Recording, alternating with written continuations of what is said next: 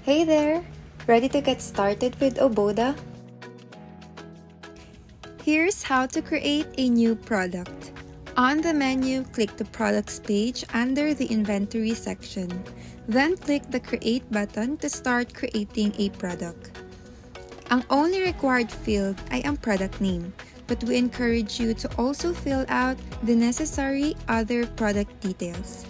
You can enter your own company's assigned SKU, pero maaari mo rin itong hindi lagyan. And the system will automatically assign the code after ma-create. Choose or select the product type. These are helpful to easily categorize your products, as well as the attributes, to easily identify unique products. Then, ilagay ang supplier. You can also add product description and barcode if applicable. Also set the product's cost para sa purchase order and SRP para sa sales order. You can also add unit conversions if you purchase or sell products in bulk. At huwag kalimutang iselect ang base unit. Hindi ito pwedeng iwanang blank para maiwasan ng issues pag nag-a-adjust ng product quantity.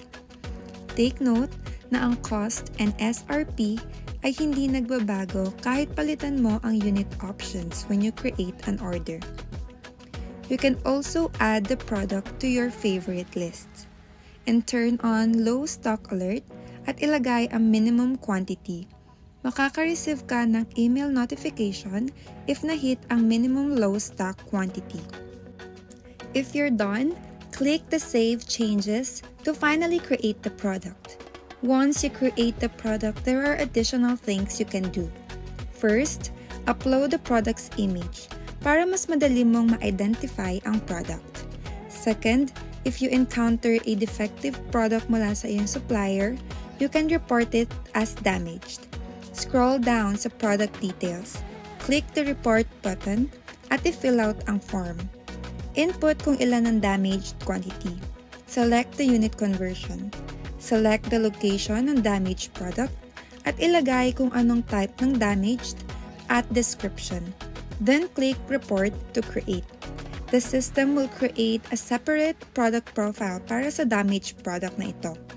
You can hover the damage icon para malaman kung ano ang damage description ng product. Thanks for watching! On to the next one!